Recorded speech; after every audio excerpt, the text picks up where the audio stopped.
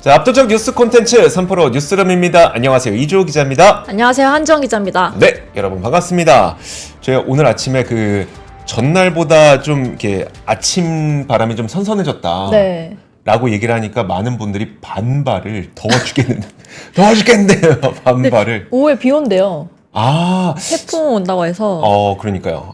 태풍 영향권이라고 하니까 네. 그냥 비가 단순히 온도를 내려주는 게 아니라 조금 우리가 조심해야 되는 예를 들어 뭐 비닐하우스 운영하시는 분들 그리고 약간 좀 침수 피해가 좀 잦은 곳들 네. 있잖아요. 그런 부분들은 또 조심을 하셔야 될 것 같습니다. 자, 그러면 오늘의 뉴스 저희가 준비를 했죠. 첫 번째 뉴스부터 한번 보도록 하겠습니다. 첫 번째 헤드라인 올려주세요. 보통 저희가 첫 번째 뉴스에는 한국 뉴스를 내놓는데 네. 저는 사실 제가 준비한 이 미국 뉴스긴 한데 이건 제가 보기에는 미국 뉴스라기보다는 한국 뉴스입니다. 오. 그래서 준비했어요. 자, 상반기 미국의 발전 용량이 역대 최대를 기록했다. 이게 인공지능 수요 때문에 이렇게 많이 늘어난 건데 하반기에는 발전 용량이 훨씬 더 늘어날 거다라고 하는 전망이 좀 나오고 있습니다. 왜 이걸 우리나라 뉴스라고 제가 꼽았냐면 어쨌든 이 발전을 하려면 태양광 패널 들어가야 되죠. 네. 그리고 태양광 패널 들어간 다음에 그 태양광 패널에서 받은 전기를 모아서 저장해야 되니까 배터리, ESS 들어가야 되죠. 근데 그 배터리도 우리가 잘 하죠. 네. 그리고 이 태양광에서 데이터 센터로 옮기든 뭐 태양광에서 뭐 어디로 가든 결국 전력기계 필요하죠. 다 우리나라 겁니다. 그래서 제가 그냥 우리나라 뉴스인 척 하고 이 뉴스를 준비했는데 일단 블룸버그에서 어떤 내용을 내놨는지부터 보도록 하겠습니다. 블룸버그도 사실 그 에너지 정보청, 미국의 에너지 정보청이 상반기 이 리포트를 내놨는데 그걸 인용해서 블룸버그에서 기사를 쓴 거고요. 제가 직접 그 에너지 정보청의 자료를 갖고 왔으니까 그 자료를 함께 보시면서 블룸버그에서 어떻게 보도했는지 한번 보시죠. 일단 블룸버그에 따르면은 미국 에너지 정보청이 올해 1월부터 6월까지 발전 용량이 총 20기가와트가 늘어났다고 밝혔어요. 이게 누적이 아니라 그러니까 6월까지 20기가와트가 늘어났다는 거예요. 20기가와트가. 그러면은 이게 어느 정도 큰지를 보니까 2003년 이후에 가장 큰 폭이고요. 작년 같은 기간보다도 거의 20% 발전 용량 설치가 늘어난 겁니다. 이거는 지금 추가된 걸 말하는 거예요. Generating Capacity Addition이라고 되어 있죠. 추가된 게 20기가와트라고 하는 건데 이게 올해 하반기에는 20기가와트 상반기에 늘어난 것보다 훨씬 더 많이 늘어나서 하반기의 연간 증가폭은 이제 42.6기가와트가 될 거다라고 하는 겁니다. 그래서 남은 기간 동안 예상되는 수요가 62.8기가와트가 될 건데 이게 전체가 62.8기가와트예요. 근데 그 가운데 태양광의 증설이 어느 정도 되는지 보니까 37기가와트시 거의 60%는 태양광이 차지할 거다라고 하는 겁니다. 와, 태양광이 1년에 37기가와트가 설치가 되면 역사상 최대로 많은 태양광 패널이 설치가 되는 겁니다. 물론 우리가 지금까지는 많이 했던 이야기가 뭐였었냐면 워낙 중국에서 저가 태양광 패널이 많이 들어오니까 네. 요즘에 유럽에서는 뭐 태양광 패널을 담장으로 쓴다. 그 정도로 태양광 담장으로요? 네, 담장으로 태양광 패널을 쓰는 거예요. 그래서 그 나무보다 싸니까 담장으로 이 태양광 패널을 쓰는 거 아니냐 이 얘기가 나올 정도로 태양광 산업이 굉장한 오명을 지금까지 써왔었거든요. 네. 근데 사실 제가 지금 보기에는 저도 이 부분을 계속해서 취재를 하고 있는데 이게 아마 내년부터는 약간 모양새가 바뀔 가능성이 좀 있습니다. 어떻게 바뀝니까? 지금까지는 공급 과잉이 맞았는데 사실 그럼 지금 왜 공급 과잉인지를 보면은 동남아 4개국으로 우회 수입하는 태양광 패널 물량들이 굉장히 많았어요. 우회 수입이라고 하는 거는 결국 중국산 물량을 말하는 건데 네. 이 중국산 물량을 동남아 4개국으로 우회 수입하는 거를 얼마 전에 막았거든요. 그러면 사실 이거 막는다는 걸 누구나 다 알고 있었기 때문에 그 직전에 태양광 패널을 중국산을 엄청나게 사들였습니다. 그러면 재고가 굉장히 많이 쌓였겠죠. 근데 네. 그때는 굉장히 많이 샀기 때문에 공급을 많이 해도 이 가격이 계속 떨어지는 거였었어요. 태양광 패널 가격은 계속 떨어졌는데 거의 재고가 쌓인 게 증권사 추산으로는 거의 40기가와트시 정도가 될 걸로 추산을 하고 있거든요. 네. 근데 아까 제가 보여드렸던 거 다시 한번 보여주시면 올 한 해 동안 태양광 패널이 설치될 물량이 37기가와트시예요. 근데 이제 동남아 4개국에서 수입을 못 하잖아요. 네. 그럼 추가로 어디선가 태양광 패널을 이거 다 짓고 나면 사야 된다는 얘기죠. 그럼 그거 어디서 사야 되냐? 일단 미국 내에 있는 공장에서 살 가능성이 상당히 높습니다. 미국 내에 있는 공장이 어딘지를 보면은 미국의 퍼스트 솔라, 한국의 한화큐셀. 특히 한국의 한화큐셀의 경우에는 지금 2개 공장이 가동이 되고 있는데 이 달튼 공장에서는 연간 생산 능력이 한 1.7GW시가 되고요. 그다음에 카터스빌 공장이 올해 공장 가동에 들어갔어요. 여기가 진짜 어마어마합니다. 3.3GW를 생산할 수 있는 공장이 지금 미국 조지아에 이제 운영이 되고 있거든요. 그러다 보니까 사실 내년부터는 어쨌든 그 어디선가 태양광 패널을 가져와야 되는데 이 태양광 패널을 미국 내에서 이제 IRA 법안 때문에 미국 내에서 조달을 하게 될 경우에 퍼스트 솔라나 아니면 한화큐셀 공장의 물량을 이용할 가능성이 상당히 높아지게 된 거고 올해까지는 공급 과잉이지만 내년부터는 아마도 그 모양새가 좀 바뀔 수 있을 것 같다. 공급 과잉이 아닐 수 있을 것 같다라는 것들이 좀 나오고 있습니다. 자, 그리고 뭐 데이터 센터 얘기는 뭐 다들 아시니까 굳이 할 필요는 없을 것 같고 거기에다가 ESS까지 결국 태양광 패널을 설치를 하게 되면은 그 받았던 전기를 어디엔가 저장을 해서 그 저장된 물량을 갖고 전력을 갖고 나중에 이제 분배를 해서 써야 되는 거기 때문에 거기서 ESS가 필요한 것이고 거기에서 전력 기계가 필요한 것이고 거기에 또 좀 더 들어가자면 엔지니어링 기업들이 결국은 이걸 공사를 해줘야 되는 거거든요. 네. 엔지니어링 기업들까지 이런 태양광과 관련된 공급망을 생각해 보시면서 내년에 어떻게 될지 한번 지켜보시면 좋을 것 같습니다. 근데 이게 사실 대선의 영향도 조금 있지 않을까요? 있죠. 네, 있죠.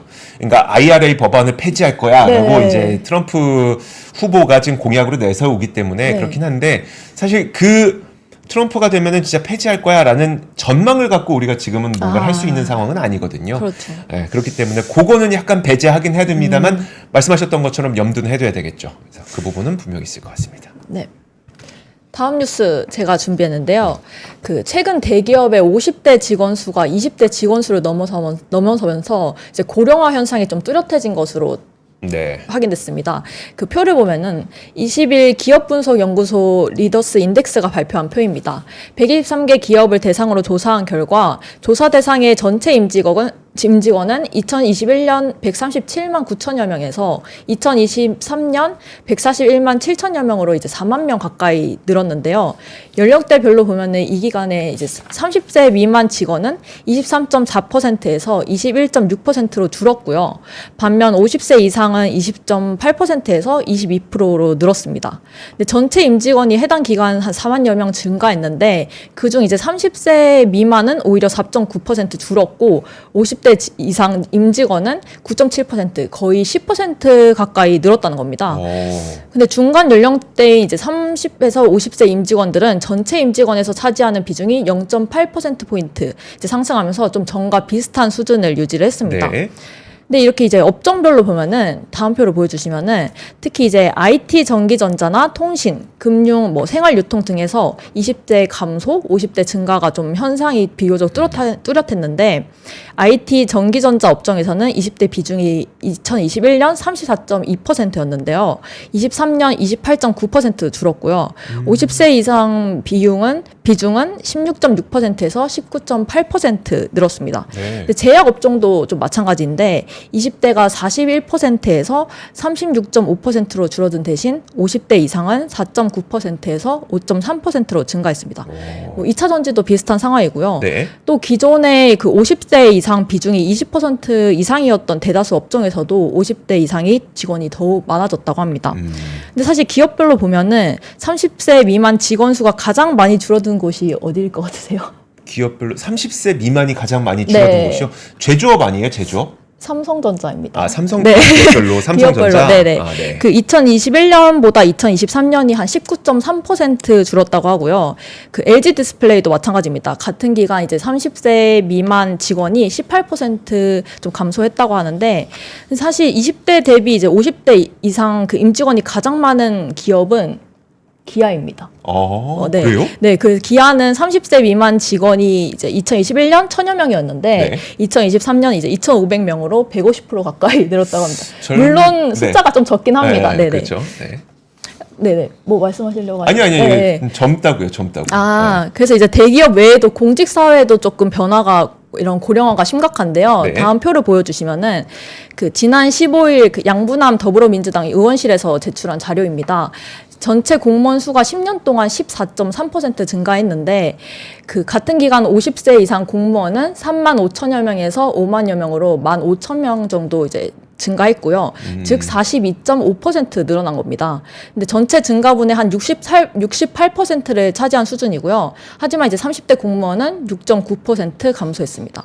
근데 사실 앞서 정부가 올 3월에 뭐 청년 공무원들 이탈을 막겠다 네. 이러면서 이제 좀 그 여건 조성 방안을 발표한 적이 있는데, 근데 뭐 6급 이하 실무직 공무원 직급 상향이나 아니면 연수 축소 등 이제 처우 개선안이 담겨 있었거든요. 네. 근데 사실 이제 전문가들은 이런 단편적인 지원이 아니라 좀 구조 자체가 좀 바뀌어야 되지 않냐 이런 말을 하기도 하고, 또 김태윤 한양대 행정학과 교수는 이런 급변하는 사회의 변화를 쫓아가지 못하고 좀 아무래도 공직사회가 좀 경직적인 분위기잖아요. 네네. 그런 분위기가 이제 젊은 층의 매력이 없는 거 아니냐 이런 네. 말을 하기도 했습니다. 좀 어떻게 생각하세요? 사실 저는 이게 조금 씁쓸한 게 뭐였었냐면 50대 비중이 늘어난다는 게 그냥 그래요. 퇴직을 덜 하시는 걸 수도 있겠지만 최근 들어서 퇴직해서는 정말 큰일 난다는 위기감이 많이 들고 계시는 것 같아요. 사실 우리가 정년이라고 하는 거는 60세지만 실제 퇴직하는 연령은 50대가 평균이었었거든요. 네네. 근데 그나마 50대에 퇴직해서 내가 받은 퇴직금으로 그동안 30년 동안 이제 받았던 퇴직금이 있을 네네네. 거잖아요. 그 퇴직금으로 그나마 자영업이라도 하게 되면 그 자영업으로 내 가족은 어느 정도 대학교 등록금까지 마련할 수 있겠지라는 희망이 있었다면 요즘에는 그 자영업 하셨던 분들이 아예 실업자가 되고 계시는 상황이거든요. 네네네. 폐업률 자체가 굉장히 높고 그러다 보니까 이거는 무슨 일이 있어도 50대 이상에서 나오면 안 된다라는 그 위기감이 오히려 이런 그 구조를 조금 더 끌고 가는 게 아닐까라는 생각이 듭니다. 물론 그게 첫 번째 이유는 아닐 거예요. 네네네. 말씀하셨던 것처럼 그 근로 구조상의 문제가 가장 크겠지만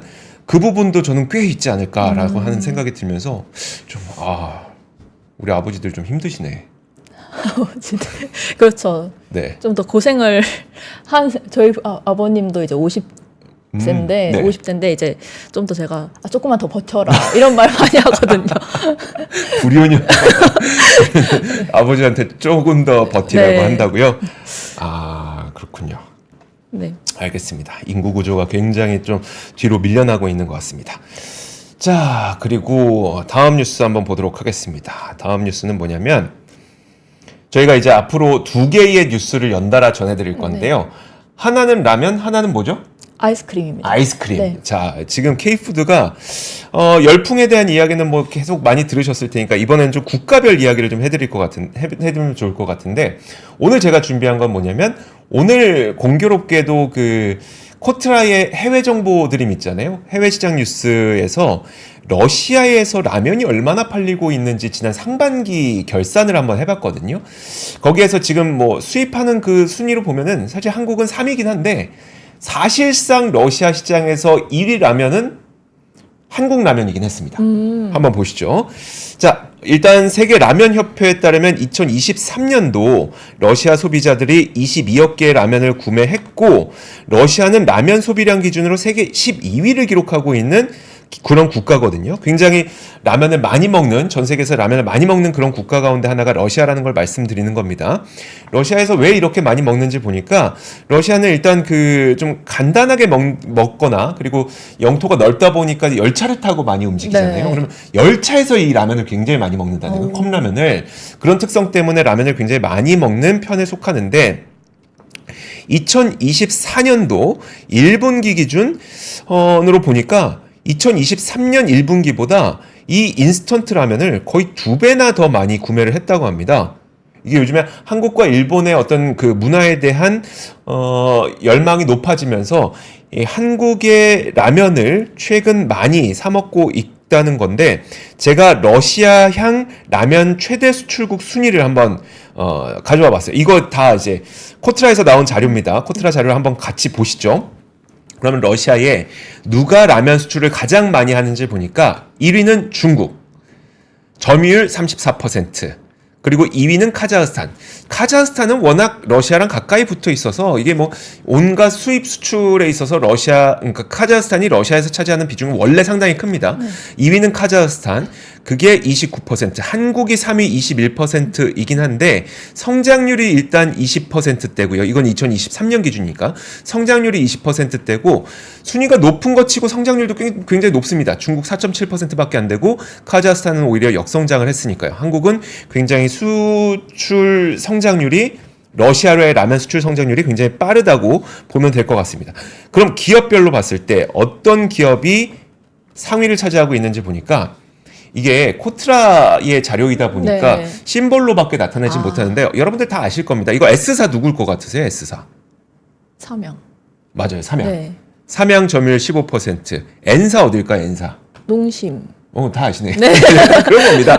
삼양과 농심 이런 것들이 지금 그러니까 수출 점유율 굉장히 3위를 차지하고 있을 만큼 굉장히 많이 차지하고 있는 거고. 근데 지금 딱 적어주신 거 정확하게 나오는 팔도 도시락 1위 아닌가요? 맞습니다. 그거 지금 오늘 말씀드리려고 하는 건데 아까 제가 수출 순위로 한국이 3위를 차지하고 있다 그랬잖아요. 에게 3위 갔다가 뭐라고 얘기하실 수 있겠지만 지금 현재 팔도는 그 팔도 도시락을 미국 현재 공장, 러시아 현지 공장 2개가 있는 상태이기 네네. 때문에 현지 공장에서 생산해서 수출로 잡히지 않습니다. 그래서 브랜드별로 순위를 따져보면은 팔도 도시락이 여전히 1위, 그리고 2024년 5월 점유율 33.9%, 그리고 그 밑에 보면은 S사 삼양. 요거 지금은 점유율이 낮긴 하지만 앞서 보셨던 것처럼 수출 점유율이 지금 15%로 1위를 차지했잖아요. 네. 빠르게 수출이 늘어나고 있다는 의미로 좀 보시면 될 것 같고요.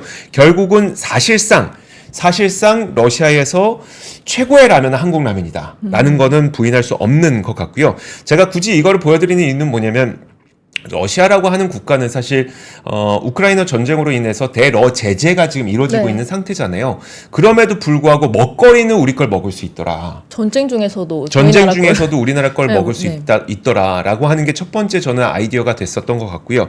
그리고 이 두 번째가 팔도가 언제부터 팔렸는지 보면은 팔도가 사실은 그 부산항에서 러시아 선원들이 네. 이걸 먹어보고 맛있어서 일단 들고 가서 사갖고 가서 그때부터 이제 역수출이 좀 됐더라는 거예요. 그러면은 근데 91년부터면 거의 30년간 팔리기 시작했는데 한 번 먹거리가 자리를 잡기 시작하면 변하지 않더라. 라는 거를 저는 이제 좀 아이디어로 좀 갖고 가고 있는 거거든요. 그렇다면 우리가 지금 K푸드 열풍이 분명 여러 국가에서 불어일고 있는데 그 열풍이 쉽게 끝날 거냐? 뭐 쉽게 안 끝날 거냐? 물론 소비자의 트렌드가 바뀌거나 아니면 반러 감정이 생기거나 하면 뭔가 더 달라질 수는 있겠습니다만 그런 변수가 발생하지 않는 한 먹거리는 굉장히 한 번 자리 잡으면 오래 가는구나를 좀 느끼게 해줄 수 있었던 네. 그런 자료가 아니었나라는 생각이 들어서 사실 이 저희가 이 내용을 그 네. 앞권에서도 다뤘었잖아요. 그렇죠. 네. 네, 앞권도 한번 보시면은 앞권에도 그래서 저희가 팔도 이야기 들어가 있죠. 캄보디아 바카스 네. 이야기 들어가 있죠. 사실 팔도 그러니까 또 러시아 몽골이었나요? 네네. 몽골의 뽀로로 음료. 네네 맞습니다. 몽골의 뽀로로 음료도 1위 차지하고 있죠. 또 베트남의 초코파이 1위 차지하고 있죠. 전 세계에서 1위 차지하고 있는 음식들, 한국의 음식들 많이 저희가 정리해 놨으니까 그 내용도 앞권 통해서 보시면 될 것 같습니다. 제가 이어서 그 메로나 이야기를 조금 해보려고 하는데 네. 네, 그 현지 시간 19일 러시아 일간 코메르산트에 따르면 지난해 7월부터 1년간 한국 아이스크림 소매 판매가 약 90% 증가했다고 합니다. 그 같은 기간 러시아 전체 아이스크림 판매량이 27.3%인데 그거랑 비교해서 3배 넘게 증가했다고 하는데요. 사진을 좀 보면은 네. 그 러시아 모스크바의 한 대형 마트입니다. 한국 아이스크림만 판매하는 이런 전용 냉동고가 있어요. 오. 네, 이게 지금 왼쪽이 러시아의 모습입니다. 네. 현지 마트 모습입니다. 그리고 이제 한국 아이스크림은 주로 러시아의 소매 체인을 중심으로 판매되고 있는데 일부 매장에서는 한국 아이스크림이 전체 수입 아이스크림의 3분의 1을 차지한다고 합니다. 그 메로나나 뭐 스크루바, 그다음 수박바 같은 게 판매가 되는데 현지에서 한국 아이스크림은 약 1,500원에서 3,700원 정도에 판매가 된다고 합니다. 네. 근데 이게 현지에서 러시아 아이스크림보다 비싼 가격이래요. 근데 이제 찾는 사람이 이제 굉장히 많다고 하는데요. 네. 사실 외신에서는 올해 1분기 러시아 수입 아이스크림이 시장에서 이제 한국 아이스크림이 카자흐스탄이 1등이고 네. 이제 전체 한국이 2위를 차지한다고 합니다. 앞서 그 라면이랑 좀 비슷한 모습을 보이고 맞아요. 있고요. 네. 네.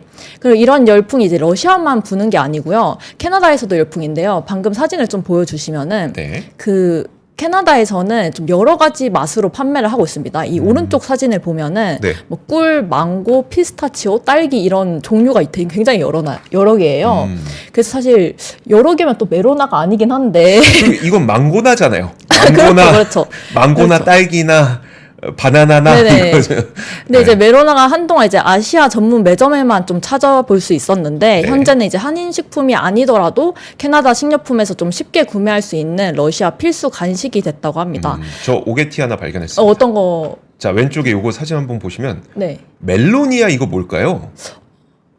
와, 오. 여기 보니까 메로나는 여기 있는 것 같아요.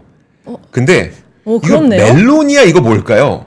벌써 그 네, 좀 가품이 나왔나? 네, 그런 것 같은데요. 와, 벌써 가품이 나왔나? 멜로니아까지. 이게 그거 어떻게 제가 잘 찾아- 모르겠습니다. 혹시 여러분 아시면 네. 아시면 알려주세요. 혹시 멜로니아라는 또 다른 아이스크림이 있을 수도 있으니까 제가 네. 괜히 뭐 가품일까요 했다가 뭐 또 정당하게 판매하고 있는. 근데 뭐 글씨체나 제품이면 이런 거 아니니까. 보니까 좀 가품 같긴 하네요. 와, 네. 근데 이제 다만 이제 캐나다에서는 그 메로나를 구하기 어렵다는 소식이 좀 몇 주 전에 전해지긴 했어요. 네. 그래서 이슈가 되긴 했는데 캐나다의 한 아이스크림 가게를 하는 상인이 한국 메로나가 갑자기 사라졌다. 네. 이러면서 이제 틱톡에 올렸는데 이게 몇만 이상의 좋아요와 코멘트가 달렸다고 합니다. 이만큼 이제 인기가 좀 많고 그리고 이제 이거에 대해서 빙그레가 캐나다 수입업체 와의 좀 불일치로 네. 메로나 수출이 2달 동안 중단이 됐다고 말을 했는데요. 아, 네, 이게 어떤 거냐면 메로나를 아이스크림으로 분류를 해야 될지 네. 아니면 이제 우유가 포함된 아이스바로 분류를 해야 될지에 대해서 이제 캐나다 세관과 좀 분쟁이 있었다고 하고요. 네. 그래서 이에 대한 해결책으로는 빙그레가 이제 비유제품 버전인 식물성 메로나를 이제 판매하기로 했다고 합니다. 아, 유제품이면 이제 관세 문제가 좀 네네. 있군요. 그래서 이제 실제로 이제 메로나 인기에 힘입어서 이제 빙그레 수출도 좀 급정하고 있는데요. 네. 다음 표를 보여주시면은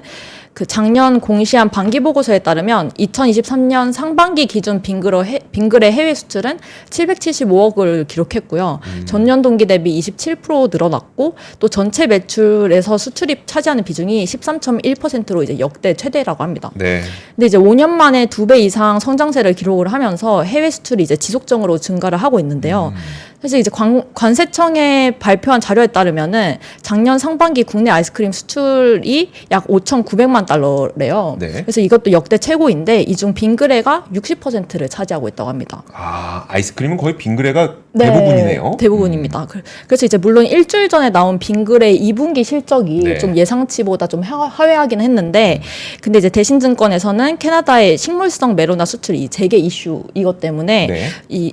좀 영향이 좀 있었다 이렇게 얘기하기도 했고, 그래서 다음 3분기에는 이런 수출 재개 이슈나 중국 시장 성장세에 힘입어서 다시 이제 회복할 것으로 이제 판단을 하고 있습니다. 네, 알겠습니다. 지금 그 저희 구독자분들이 빠르게 이제 제보를 해주셨는데 네. 롯데제과의 멜로니아다, 아, 메로니아다, 새로운- 뭐 이런 얘기를 좀 해주고 계세요. 아, 제가 그럼 찾은 건 아니고 그 가품이 아니네요. 우리 아. 구독자분들이 그렇게 제보를 좀 해주신. 아. 근데 그 앞서 말씀하셨던 네네. 한국 제품이 현지에서 조금 더 비싸게 팔린다는 거는 네네. 사실 라면도 마찬가지였습니다. 그래서 그 2024년 대러 금융제재 때문에 국제 결제 문제 있잖아요. 스위프트라고 해서 국제 결제망에서 러시아가 결제가 지금 안 됩니다. 달러 결제가 안 아, 되기 네네. 때문에 그거 하나랑 또 물류비 상승 이런 것들이 좀 걸려 있어서 러시아 현지에서 사 먹을 수 있는 라면 가격이 로컬 라면에 비해서 대략 1.5배에서 2배 가량 비싸다는 거예요. 그럼에도 불구하고 아까 삼양 같은 거 있잖아요. 네네. 삼양 같은 것들의 수입이 빠르게 늘어나고 있다는 거는 그만큼 거기에 대한 소비자들의 니즈는 굉장히 많이 늘어나고 있는 것은 분명한 것 같습니다. 그러니까 지금 보니까 아이스크림도 그렇고 네네. 라면도 그렇고 현지에서 비싼데 사 먹는 음식들이네요. 아, 그렇죠. 비싼데 사 먹는 음식들. 알겠습니다. 식물성 메로나는 뭐야? 아, 그러네요. 근데 저 멜론이야? 음. 저게 메로나랑 같은 맛인가요? 좀 그것도 궁금하네요.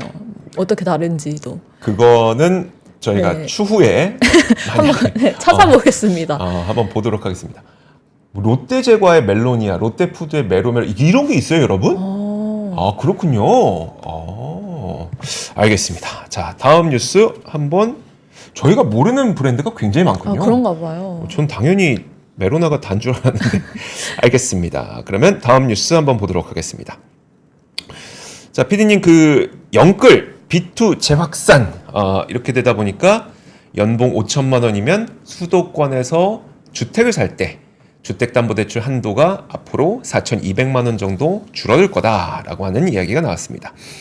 그 올해 2분기 주택 거래 회복이 계속 일어나고 있습니다. 저는 이제 아파트, 특히 서울 아파트 거래량과 거래 대금 이 부분을 계속 좀 추적을 하고 있어요. 서울시에서 제공을 하고 네. 있기 때문에 보고 있는데 지금 완전 다 집계된 건 아닌데 거의 7월에 서울에서만 일어났던 아파트의 거래량이 7천 건이 넘거든요. 근데 이게 어느 정도 수준이냐면 2021년도에 굉장히 그 주택 거래가 붐을 일었을 네네. 때도 이 정도는 아니었습니다. 굉장히 거래량이 많은 상태예요, 지금. 특히 서울을 비롯해서 수도권이 그런 상태인데 그러다 보니까 요즘에 영끌, B2 이런 것들이 다시 살아나고 있는 것 같습니다. 일단 첫 번째로 한국은행에서 2024년 2분기 가계신용 통계를 오늘 발표를 했는데 여기에서 가계신용 잔액이 1,892조 2천억 원으로 어느 정도 큰 거냐면 2002년 4분기 관련 통계 공표 이래 그러니까 22년 만에 가장 큰 규모입니다. 자, 다음 한번 보시죠. 표 한번 보시죠.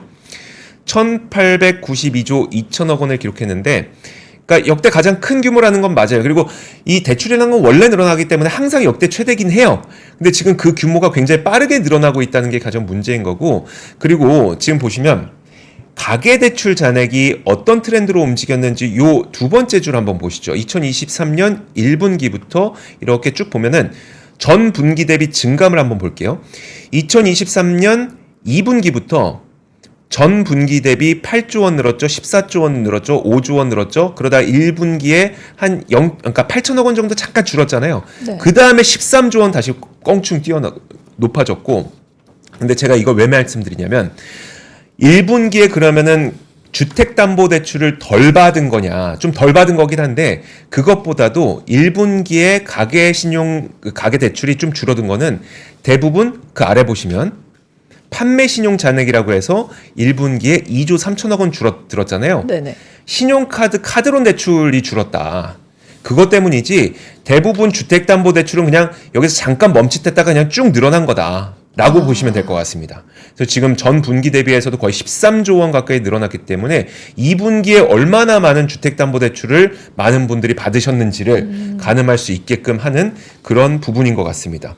그러다 보니까 이 영끌과 B2가 늘어나고 있다는 또 다른 증거로 볼 수 있는 게 상반기에 수도권 아파트 매매가 지금 10만 건을 넘어섰는데요. 부동산 리서치 업체인 리얼투데이가 한국 부동산원 자료를 분석했는데 올해 상반기에 수도권, 그러니까 인천, 경기, 서울 이 아파트 매매가 10만 건을 넘어섰고 2021년 하반기에 10만 건을 넘어선 이후에 이 5반기 만에 10만 건을 넘어선 거니까 오랜만에 넘은 겁니다. 그리고 2022년에 저점이 어느 정도 몇 건이었었냐면 3만 건이었어요. 3만 건. 2022년에 네. 부동산 시장 안 좋았었잖아요. 네. 3만 건이었는데 반기 동안 3만 건이었는데 거의 3배 가까이 지금 늘어난 거니까 얼마나 최근 들어서 빠르게 수도권을 중심으로 아파트 매매가 많이 늘어나고 있는지를 좀 볼 수 있는 겁니다. 그러다 보니까 이제 규제가 바로 강화가 되고 있습니다. 왜냐하면 지금 아파트 거래가 늘어나고 있는 건 다들 야 금리 이제 떨어질 건데 지금 내가 사놓으면은 뭐 가격 올라갈 거고 이자 떨어질 거고 네. 와, 지금이 딱 제격 아주 좋은 시점이야 라는 마음과 함께 아파트 거래를 많이 하고 계시는 것 같거든요. 근데 금리는 내려야 되는데 금리를 내리다 보니까 결국 부동산 시장으로만 만약에 돈이 흘러가게 된다면 사실 이거는 별로 썩 좋지 못하거든요. 네. 내수 쪽으로 흘러 들어가야 되는데 부동산으로만 가게 되면은 결국 돈은 묶이게 되는 거라. 그래서 지금 금융당국이 오늘 또 무슨 발표를 했냐면 꺾이지 않는 가계대출 폭증을 막기 위해서 수도권 중심의 대출 규제 카드를 꺼내들었습니다. 진짜 수도권만 중심으로 훨씬 더 강력한 대출 규제를 꺼내들었다고 보시면 돼요. 표를 좀 보여주시면 네, 좋을 표 것 한번 같은데. 보여주시면 다음 달 1일부터 2단계 스트레스 DSR 금리가 이제 원래는 0.75%포인트 인상이 될 예정이었었거든요. 그거를 0.75%포인트만 인상하는 게 아니라 1.2%포인트까지 인상할게. 그렇게 되면은 이제 대출을 받을 수 있는 분의 한도가 줄어들게 되는 거죠. 그래서 예를 들어서 금융권이 이제 시뮬레이션을 했습니다. 연봉 5천만 원인 어떤 분이 만약에 스트레스 DSR 기준으로 대출을 받으려고 할 때 네. 스트레스 DSR을 도입하기 전에는 3억 2,900만 원을 그 대출을 받을 수가 있었어요. 근데 그거를 스트레스 DSR로 하게 되면은 수도권에서는 2억 8,700만 원밖에 대출을 못 받게 되는 걸로 나오게 됩니다. 그러면 4,200만 원 정도의 대출 한도가 줄어들게 되는 거죠. 이거를 만약에 연봉 1억 원인 분이 만약에 30년 만기로 주담대를 받는다고 하면은 현재는 6억 5,800만 원 정도의 대출이 가능한데 이게 수도권이 9월부터는 5억 7,400만 원으로 대략 한 8천만 원 정도 대출받을 수 있는 규모가 줄어들게 됩니다. 근데 지금 오늘 아침에도 저희가 뉴스3 플러스에서도 얘기를 네. 했었는데 지금 시중은행에서는 시장금리가 내려감에도 불구하고 규제당국에서 그리고 정부에서 대출 증가를 잡으라는 이제 압박 때문에 대출 금리를 지금 몇 차례, 올해 들어 몇 차례만 올리고 있거든요. 그러면 그 금융권은 은행들은 돈을 굉장히 잘 벌고 하는데 와, 서울에서는 아파트 매매 거래 건수가 7천 건에 육박하는 등 정말 부동산 거래는 계속 활발하게 일어나고 그렇게 되다 보니까 결국 규제는 앞으로 더 이어지게 될 가능성이 상당히 높습니다. 자, 그래서 4분기에 한국은행이 금리 인하가 나올 수 있다는 그런 전망세 때문에 이 전망을 꺾기 위해서 추가 대책들이 금융당국에서 앞으로 더 나올 가능성을 좀 염두하시면서 이걸 좀 바라보셔야 되지 않을까 생각이 듭니다. 집을 더 사기가 어려워지겠네요. 그렇죠. 근데 그럼에도 불구하고 심지어 지방에서조차 서울에 네. 있는 집을 하나는 마련해야 된다는 그런 돈들이 계속 몰리고 있는 거라 참 좀 그렇습니다. 이게 두 가지가 있는 거잖아요. 네. 일단 내수 경기가 부양돼야 될 돈이 부동산에 묶이는 부작용 한 가지.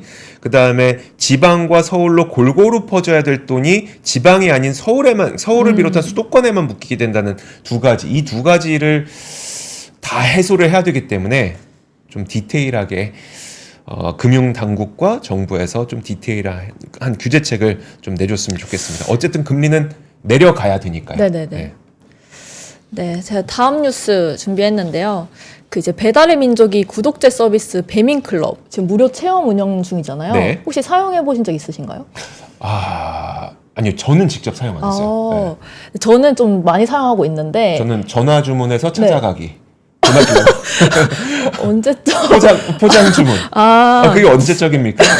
네, 근데 이제 오늘 원래 서비스 유료화 시기를 이제 오늘 원래 유료화 시기를 이제 유료화를 시작하기로 했었는데 네. 그게 이제 다음 달 11일로 좀 연기하겠다고 밝혔습니다. 우선 이제 사진을 보면은 그 배민클럽은 여러 건 묶음 배달할 때 알뜰 배달로 앞에 사진입니다. 네. 네, 그 알뜰 배달로 이제 배달비 무료가 가능하거나 한 집 배달 시 이제 배달비 할인 혜택을 주는 구독제 서비스인데요. 근데 이 서비스가 지난 5월 28일부터 운영을 하고 있었고 네. 오늘부터 이제 유료화할 예정이었지만 이제 다음 달로 연기가 된 겁니다.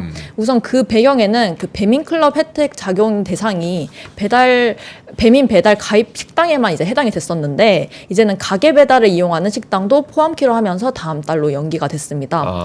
근데 이제 배달 무료 서비스는 쿠팡이츠가 먼저 실시를 하면서 뱀이 좀 뒤늦게 동참을 했었거든요. 네.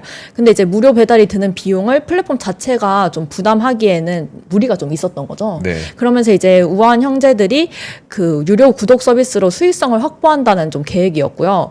그래서 우한 형제들은 유료 구독제인 만큼 더 많은 혜택을 구독자에게 제공하기 위해서 연기 결정을 했다 이렇게 말을 했습니다. 그래서 이제 유료 전환인 만큼 구독자에게 식당 선택지라도 좀 넓혀야 한다는 취지고요. 네. 사실 이런 배민클럽에 대한 좀 혜택 그 논란은 좀 계속 있었습니다. 배민클럽에 있는 이 한집 배달 서비스가 다시 사진을 보여주시면은 네. 그 기존에 있던 혜택들과 별반 다를 바가 없었다는 의견이 좀 많았거든요. 근데 이제 커머스 혜택이나 제휴사 할인 혜택도 추가할 계획이라고 하는데 사실 아직 논의만 진행 중이고요. 구체적인 내용은 없는 상황입니다. 네. 그래서 이제 배민클럽에서 어떤 제휴사 혜택을 추가되는지에 따라서 이용자들이 좀 이탈을 할지 아니면 증가할지는 좀 지켜봐야 하는 상황이고요. 네. 근데 사실 이제 업계에서는 무료 배송 혜택이 장기화될수록 그 배달업체 업체들이 얻는 이익보다는 좀 잃을 이익이 더 많다는 분석입니다. 그 배달 3사를 비교해 보면은 네. 업계 3위인 요기요가 그 배달 주문 중개 수수료를 낮추고 있고요. 네. 표를 보여주시면은 네네. 그 낮추고 있고 수수료를 낮추고 있고요. 또 라이트 요금제 도입을 하면서 구독제 가격도 인하를 하고 있습니다. 근데 배민이 수익성 개선에 나서면서 수수료 인상을 한 것과는 좀 반대 행보잖아요. 네. 그래서 또 무료 배달을 처음으로 시작한 쿠팡이츠도 여전히 혜택을 유지하겠다고 했는데 물론 쿠팡은 그 와우 멤버십이 이달부터 3,000원 오르긴 했습니다. 네. 근데 이제 로켓 배송이나 쿠팡 플레이 시청이 가능하기도 해서 좀 여러 가지 혜택이 있는 상황이고요. 그런 측면에서는 좀 배민이 지금 아직 뭐 구체적인 혜택이 없어서 조금 문제라고는 말은 하는데 또 업계 관계자는 무료 배달 정책을 내세우고도 성장세가 이렇게 좀 미미하기 때문에 더 이상 그 배민에서 꺼낼 수 있는 카드가 없는 것 아니냐 이렇게 말을 하고 있고 또 이제 각 배달업체의 수수료 정책이나 구독 서비스 혜택이 바뀌고 있는 상황에서 시장에 어떤 영향을 미칠지는 좀 장기적으로 지켜봐야 한다 이렇게 말을 하고 있습니다. 와, 지금 상대적으로 좀 배민이 약간 역행하고 있는 네. 거긴 하네요, 확실히. 네, 확실히 이제 1위와 2, 3위가 좀 차이가 많이 벌어지다 보니까 좀 더 2, 3위는 이제 비용을 쓰면서도 좀 더 혜택을 유지하고 있고 1위는 조금 이제 유료화로 가는 것 같습니다. 네, 알겠습니다. 자, 그리고 마지막 시간이 거의 다 됐군요. 그 단신 한 가지만 그냥 빠르게 전해드리도록 할게요. 이것도 그 명품 사치 소비가 급증하면서 작년에 고가 사치품에 매기는 개별 소비세 과세액이 3천억 원을 돌파했는데 이게 2020년에는 거의 1,452억 원이었다는 거예요. 거기에 비해서 2배 넘게 늘었다고 합니다. 지금 명품 소비가 굉장히 많이 늘어나고 있는 건데 어떤 분들은 야 MZ들이 그 팬데믹 때 그렇게 명품 많이 사더니라고 하실 수도 있겠지만 그 이유는 분명치는 않은 상태이고 네네. 어쨌든 이렇게 우리 계속 말씀드리고 있는 것처럼 자영업자분들 힘들어하시죠. 그리고 막 폐업률 높아지고 있죠. 못 나와서 고령화되고 있죠. 이런 상태인데 이렇게 명품을 많이 산다는 건 정말 양극화가 계속 심해지고 있다. 서울과 지방도 그렇고 이 소비에서도 그렇고 굉장히 많이 양극화가 진행되고 있는 세상에 우리가 살고 있다라는 이야기까지 하면서 오늘 3프로 뉴스룸은 여기서 마치도록 하겠습니다. 자, 그러면 저희는 내일 오도록 하겠습니다. 고맙습니다. 감사합니다. 박근영, 이선영, 사경인, 염승환 투자 마스터들의 세심한 케어로 건강한 투자 습관을 만드세요. 3프로 멤버십 3프로 앱에서 확인하세요.